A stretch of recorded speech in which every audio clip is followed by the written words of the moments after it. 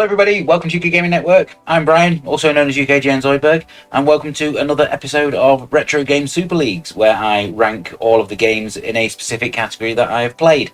As always, this is merely my opinion, so if you disagree with where I'm going to place any of the coming games, then please do let me know in the comments where you would have done them instead. The category for today's video is futuristic, or rather sci-fi and fantasy sports games that were released on the Amiga. This was a category suggested to me on Twitter by a viewer, so I thought it would be one that I would get out of the way now. So if there's a category that you'd like to see me do in the future, please do the same. You can either email those suggestions to us to reviews@ukgamingnetwork.com, post them in the comments of this video, or contact us through social media. As always, the games in this list are going to be ranked in one of the 5 categories that you can see before you now, of essential, recommended, good, poor, or rubbish.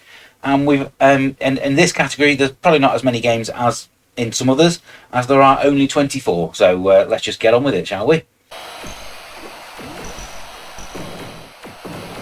First game is a game called Adrenalynn that came out in 1990, published by Lauriciel from a developer called Exponentia. It doesn't really have any original features of its own. It's got a number of features stolen from other games that are going to be coming later on, but it is reasonably good looking and quite playable. The problem for me is the way that the game works with you flying around the court chasing after the ball is that the ship that you control can disappear off the screen. The game tends to follow the ball around and not your player. So as you drift off the screen, there's no on-screen indicator to let you know what direction you need to try and come back from, and that does get quite annoying, to be honest. So for me, let's kick things off by sticking this in the good category, because I don't think it's any worse than that.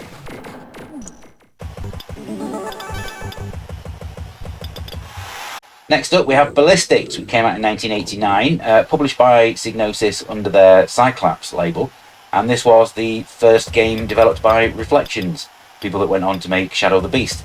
So this is a fairly entertaining game where you have to shoot balls in order to deflect the ball up into the opponent's goal at the top of the screen. And it's fairly enjoyable as a single player game, but definitely better if you can grab a friend and drag them along as well. But I think that's probably going to be the case for most of the games that are going to be coming up on this list. Unfortunately, there's not really a huge amount of variety to it, so it's not going to last you too long. And it's definitely a game that's better played with a mouse rather than a joystick. So for the 2-player mode, you're going to need to find 2 mice if you can. I think this one's also going to go in the good category, but I think I do prefer it to Adrenalynn, so I'm going to put it above that one.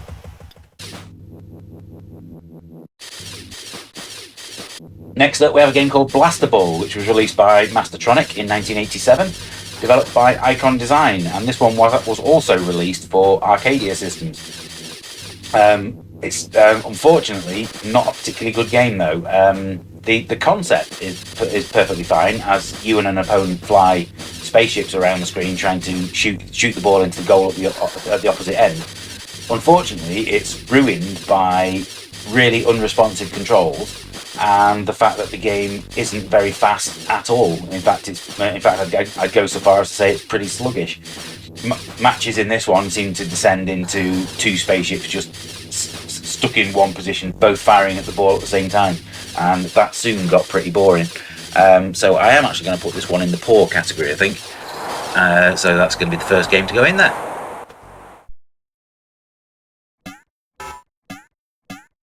Next up, we have Botics, which came out in 1990 from Chrysalis, and this is a really interesting concept where both players essentially have a bat and ball defending their goal at each end of the screen. Unfortunately, it's ruined by the design decision to have it in isometric 3D. I mean, from a visual standpoint, it looks really, really nice, but from a gameplay point of view, it makes it incredibly frustrating, as trying to actually judge where the ball is in relation to your bat becomes pretty difficult. That unfortunately made me want to stop playing it pretty quickly. So I am going to stick this one at the top of the poor category.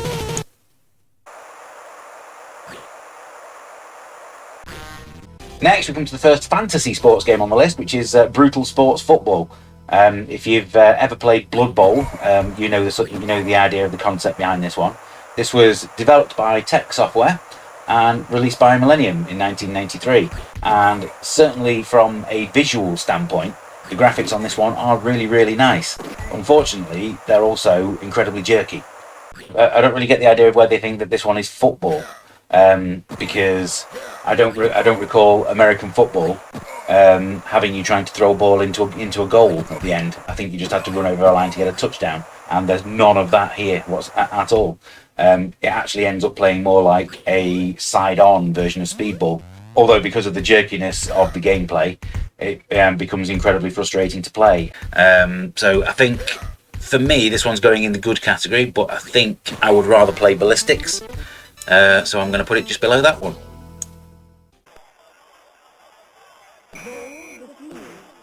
Next up, we have Cyberball, which is a conversion of the Atari arcade game, released by Domark. And the concept behind this one, I always really liked. It's essentially American football, but played with two teams of robots rather than humans. The ball that you're playing with is essentially a bomb that will explode if you don't get across the line within the set number of downs. And because it's an arcade game, the distance that you have to get is 30 yards rather than 10, which makes the gameplay much more fast-paced and a lot less boring than actual American football.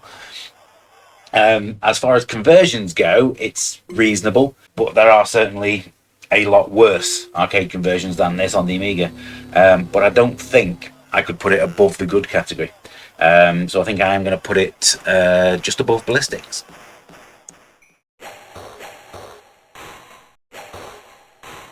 Next up, we have Disc, which came out in 1990 from French developer Loriciel. And this is essentially the arcade game Discs of Tron, where two players stand on either side of a playing field and hurl their discs at each other to try and score points. The controls are pretty complicated and do take a little bit of getting used to, but with a little bit of practice you will start to have a lot of fun, and the graphics are really nice. I really enjoyed this one, especially if you play it in two-player mode. It's definitely better than all of the games that I've done on this list so far, so I think I might have this one as the first game in the recommended category.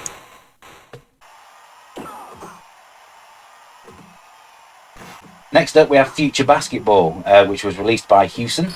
This is essentially as blatant as a rip-off of Speedball as you can get. Unfortunately, it misses a lot of the point of the game that inspired it. I mean, the graphics are pretty nice and everything moves quite smoothly. And the actual gameplay of throwing the ball around the screen and knocking out your opponents in order to get into a scoring position, all of that works quite well. Unfortunately, there's no skill whatsoever involved in actually scoring. As soon as you get within a certain range of the basket, all you have to do is hold down the fire button.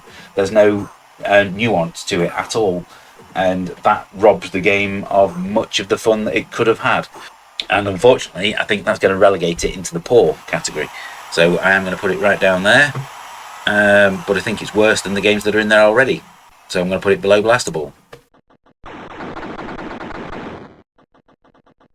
Next up, we have a game called Future Sport, which came out in 1989, and I'm only really including this game in this list because of its title, because it would be a bit remiss not to.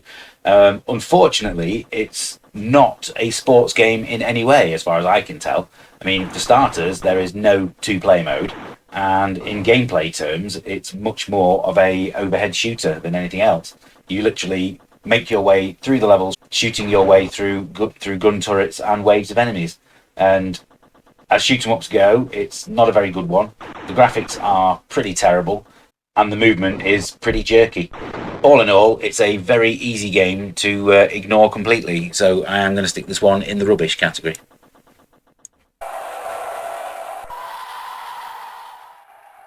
Next up, we have Grand Monster Slam, which came out in 1989, published by Rainbow Arts, and from a developer called Golden Goblins, who are also going to be coming up in a minute. This is a really enjoyable game where you essentially kick monsters at each other from each end of the playing field to try and score points against your opponent. Unfortunately, that fun only lasts about 5 minutes because it soon gets incredibly repetitive. And graphically, it's quite nice, and the loading screen is excellent. It's one of those games where if the concept was fleshed out a little bit more, it would have been a lot better than it is. It's also only single player for some reason. That's just a completely bizarre decision on the part of the developers. Unfortunately, that means it's going to go in the poor category. And I think I'm going to put this one just between Botics and Blastaball.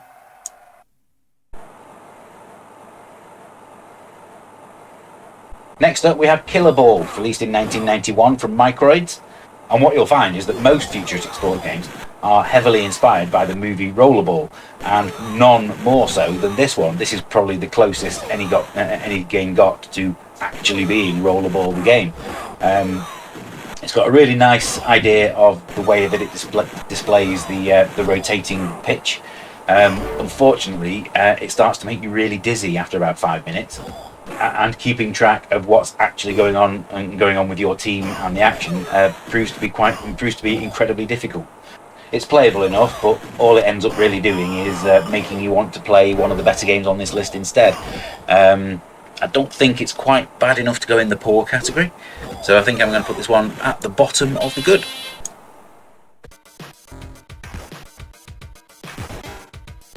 Next up, we have Masterblazer, which came out in 1990, published by Rainbow Arts under license from LucasArts, and developed by Infernal Byte Systems.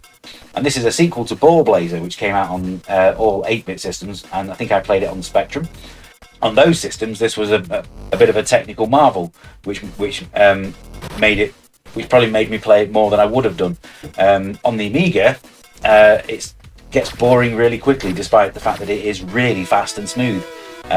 The inclusion of a race mode is pretty decent, though. Essentially, it's a really fast-moving version of one-on-one Rocket League, if you want to think of it in those terms. But once again, keeping track of the action proves to be incredibly tricky because of just how fast it all is. And unfortunately, I found that it got boring pretty quickly. I'm going to stick this one in the poor category. I think I'm going to put this one above Grand Monster Slam.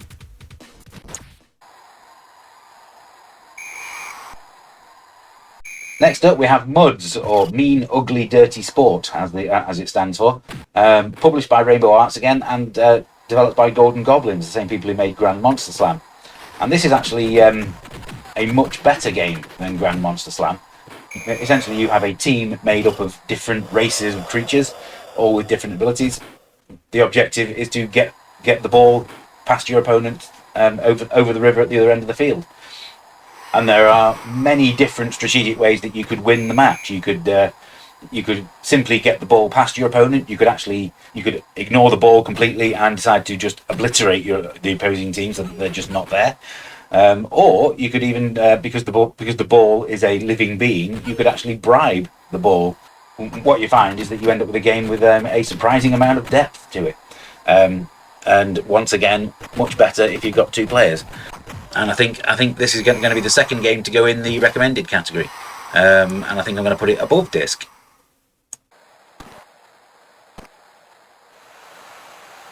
Next up, we have Mutant League Hockey, which came out in 2015, having been shelved by Ocean way back in the 90s. Ocean Software picked up the rights to publish this one from Electronic Arts, and it is essentially EA Hockey on the Amiga. And considering that they never actually converted an official version of EA Hockey, this is every bit as entertaining as those old Mega Drive versions of NHL were. In terms of gameplay, try to play it with a joypad rather than a joystick if you can, because the extra buttons do certainly help. It really is a shame that this one wasn't released alongside the Mega Drive version back in 1994, because I think Amiga owners would have really liked it back then. So I think I am going to stick this one in the essential category, and that's going to be the first game to go in there.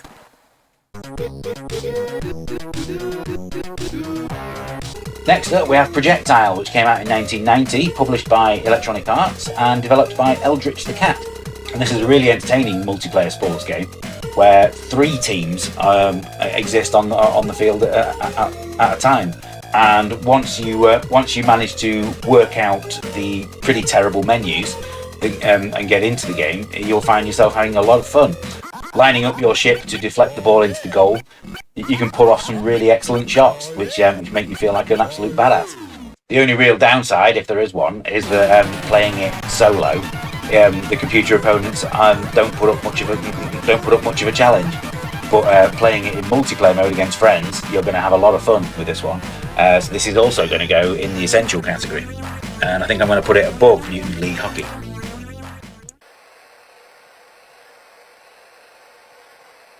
Next up we have Pro Soccer 2190, published in 1990 by Vulture Software, and this is a truly awful game.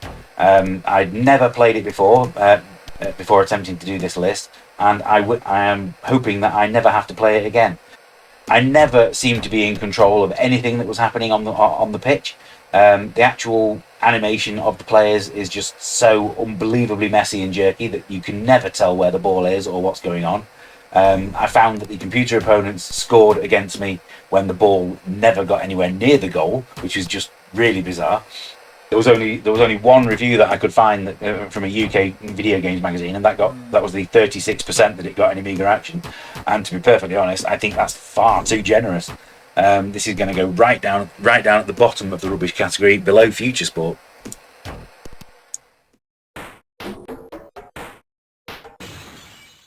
Next up we have a game called Shufflepuck Cafe, which came out in 1989, published by Broderbund, and I did and ah a little bit about whether or not to include this game, but ultimately I decided that I was going to, because the whole cantina vibe that the game has feels like it's straight out of a Star Wars universe.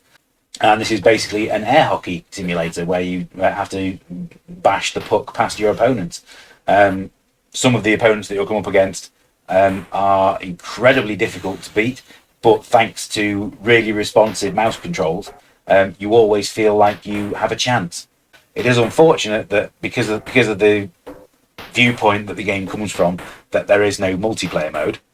So I think that the omission of multiplayer is the one thing that's going to keep it out of the essential category, and I am going to put this one in recommended, but I'm going to put it right at the top.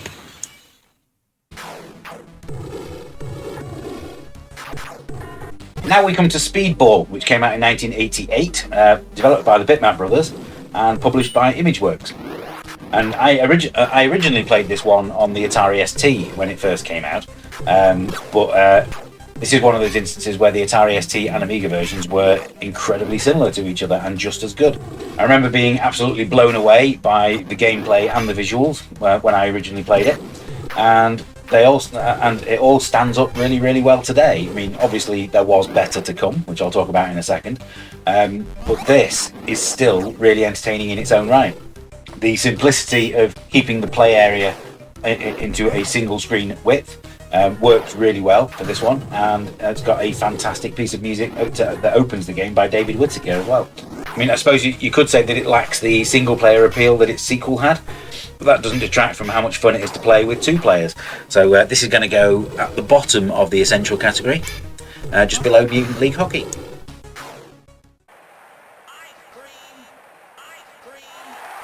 And that brings us on to Speedball 2 Brutal Deluxe, which came out in 1990, just 2 years later. And this improved everything over the first game. Whether it's turning the ball into a hot fireball that the opposing team cannot touch, or using one of the multiple opportunities around the side of the court to earn extra points. There are many ways that you can try to beat your opponent in this one. It's got fantastic graphics, the gameplay works really well, and the soundtrack is absolutely incredible. And whoever thought to include an ice cream salesman in the crowd noise needs a knighthood, as far as I'm concerned. This is not just the best game on this countdown by quite some distance. It's also one of the best games for the Amiga.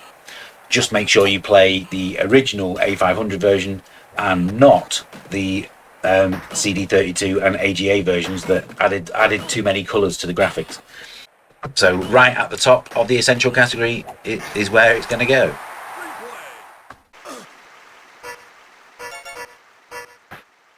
Next up we have Stormball, which came out in 1991, published by Millennium, and as you can tell from just looking at the game, obviously heavily inspired by Speedball, but an attempt to try and do it in 3D that is unfortunately let down by some really poor controls and the fact that everything just moves at a snail's pace. It's a really interesting concept, but it stops being fun. It stops being fun pretty quickly. I think this is one of those games where the developers decided to make it 3D just because they could, and not because it benefited the game in any way. As I think just having a proper 2D view from above would probably been a lot better. So this one is going to go in the good category, and I think I'm going to put it just above Adrenalynn.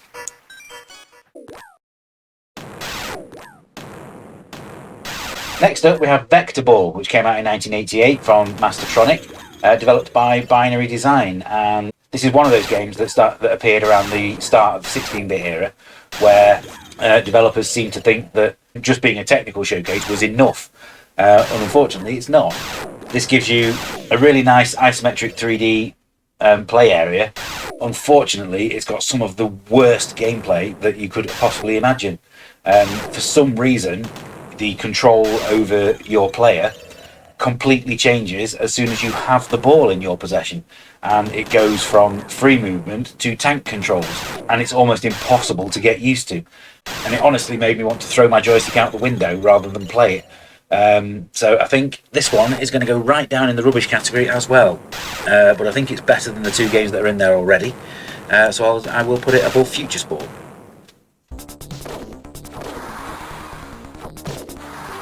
Next up, we have Wild Cup Soccer, which came out in 1994, published by Millennium and developed by Tech Software.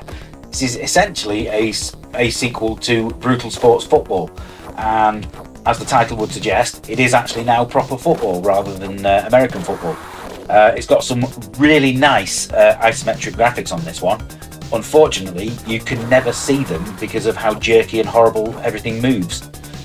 So if you pause the game, it looks really nice. As soon as you try to actually play it, it looks horrendous. Also, unfortunately, from a gameplay point of view, it's a lot easier to just kill the opponent team than it is to actually score a goal. So that ends up being your tactic for most of the games, especially in two-player mode. I think if they managed to smooth up the graphics in any way, the gameplay would be a lot more entertaining than it is. But I think you should probably just stick with Brutal Sports Football rather than just play this one, as I think this one's going to go in the poor category, and I think I'm going to put it just above Masterblazer.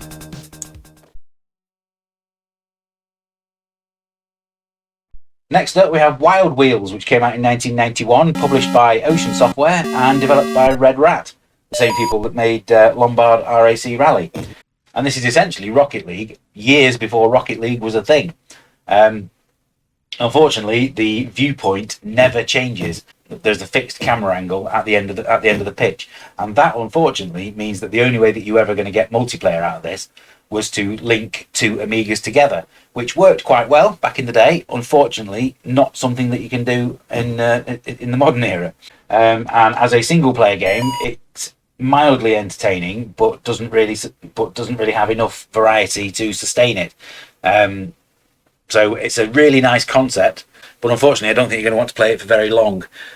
So I think it's going to go in the good category, but I think I'm going to put it just below Stormball.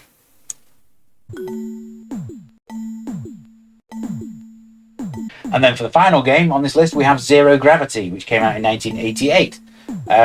And this is essentially the same game as Botics from earlier in the list, but from a much more sensible viewpoint, with the game essentially played from behind your on-screen bat. And it's really nice to play in two-player mode. Unfortunately, there's not a huge amount of depth to the gameplay, and it doesn't seem that you're able to actually control the direction of your shots in any way. So you can get some pretty entertaining rallies going between two players. Maybe a few power-ups would have gone a long way to improving the gameplay, but I don't think there's anything in this one that's going to be able to elevate it any higher than the poor category. And I think because it's not viewed from an isometric point of view, I'm going to put it above Botics. So there you go, a short but sweet ranking of the 24 futuristic sports games that I have played on the Amiga. If you have played any of the games that I've talked about on this list, please tell me where you would have ranked them and whether or not you agree with where I've put them. I hope you enjoyed this video. Please make sure you give us a like and subscribe if you did. If you want to catch episodes of this series and Amiga re-review earlier than anyone else, why not check out our VIP memberships? The details of that you'll find in the video description. And until next time, I'm off to get an ice cream. Happy retro gaming. See you soon.